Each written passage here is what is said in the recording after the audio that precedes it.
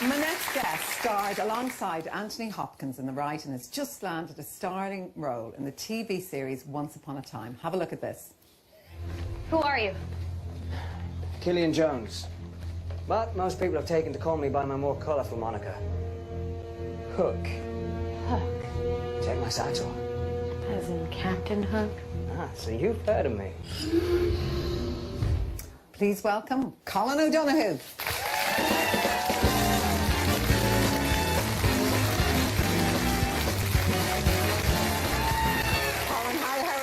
Nice to meet you. And actually, that was on just before we went on air tonight, Once Upon a Time. It's a Disney. Yeah, that's right, yeah.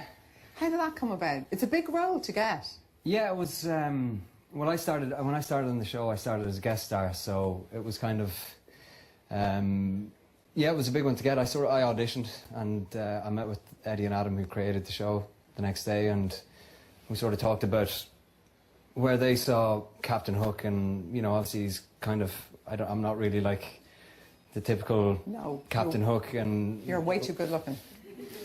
Oh, thanks very much. Yeah, I don't know about that, but they wanted a younger sort of version, and I sort of gave them my opinion as to what I thought I could maybe bring to the role, and I guess they liked it because I'm sitting here now talking about it. And there's another art, Sarah Bolger's in it too, isn't she? There's another art. Yeah, Sarah's in it as well, so she plays Aurora, Sleeping Beauty. And it was interesting because I didn't realise that Sarah was on it, and I started, and I had been in an episode of The Tudors, and I saw you in that actually. Yeah, I kind of had a little. I was in for maybe 10 minutes of one episode, and it was a love story with Princess Mary. I played Duke Philip of Bavaria. So I also know you though as Amy Huberman's beloved in the Clinic. Yeah, that's right. Yeah, I played Connor in the Clinic. People will remember you from that actually. Yeah. And Fair there City. You go. There you are. Yeah, with Amy. Yeah, on Fair City. Yeah. Yeah. Yeah, I was in the Mondo sort of special Fair City. There was like a week-long sort of thing where I played Emmett, and he was sort of involved in drug dealing and all kinds of stuff. But your big break wasn't wasn't it, The Right with Anthony Hopkins? Yeah. That was a big role. Yeah. It was dark, but it was a very interesting film.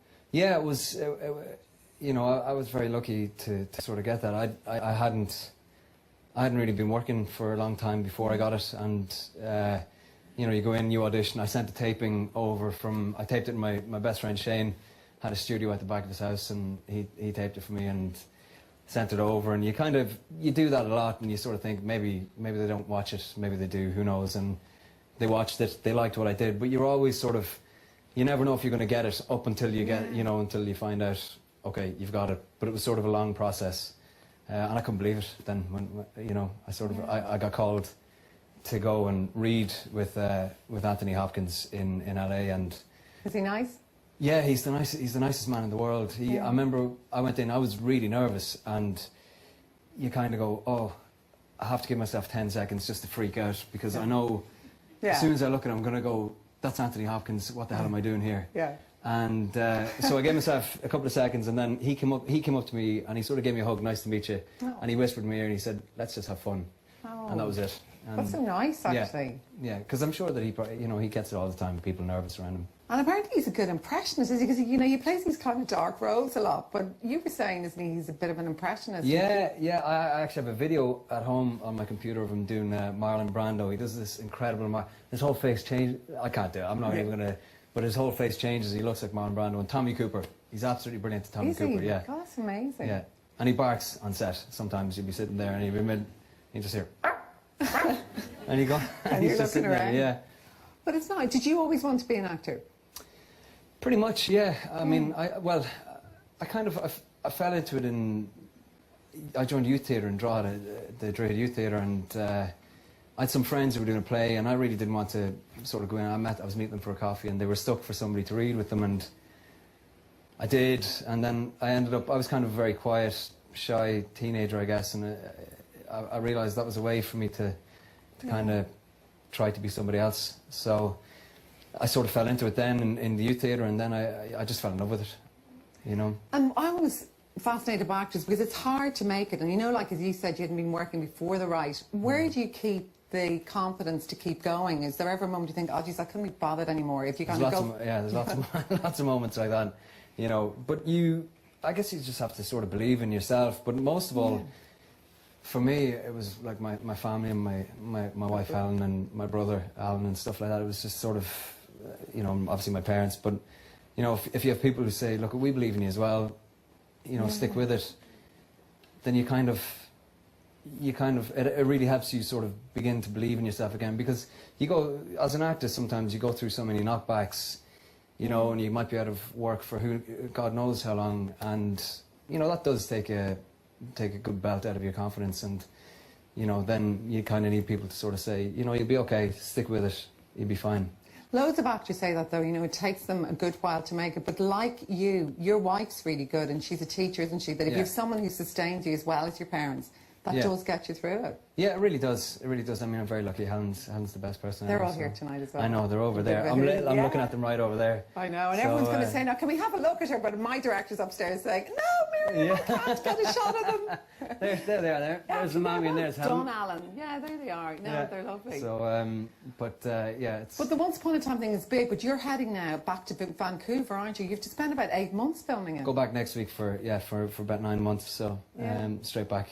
Do you love it? Do people say to you, oh, you're a bit of a younger Colin Farrell? No, not really. I guess it's maybe because I'm called Colin, but I mean, that's very much a compliment. He's fantastic, Colin. He's a lovely guy. He was here last year. But yeah, no, I mean, it's great to work on the show, and it's you know, he's a fantastic character. I mean, I never thought as a kid I'd be playing Captain Hook. You know what I mean? I get to stand there with a hook, and I get all these saucy lines, and I wear leather pants and stuff. It's not the type of thing I normally do, you know. The kind of roles people love. Yeah.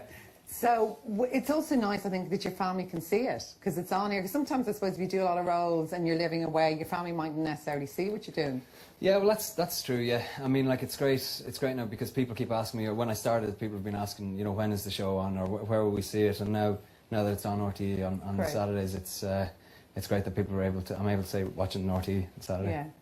And what would you like to do? Would you like to try and be based in America? Is that, I suppose, every actor ultimately, when you get a big break like this, wants to try and stay in the States? Yeah, well, I mean, I'm very happy living in Ireland. You know, still live in Drogheda, so apart from when I'm working, I go away to work, and I've been lucky to be able to do that. All my family and friends are in Drogheda, so and Ireland, so it's nice to do that. So I'm happy doing that at the minute. Well, we'll all watch your career, and thanks so much for coming in and being with us tonight. Thank you very much.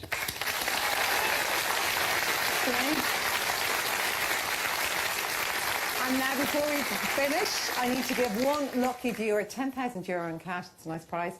Do I have, from Artane here in Dublin, Anna MacDonald on the line? You do. Oh, good, Anna. You sound happy. I can't believe it. You're every presenter's dream, because you're happy about winning the prize, and the answer to the question was, of course, G8. Well done, Anna. You are €10,000 richer.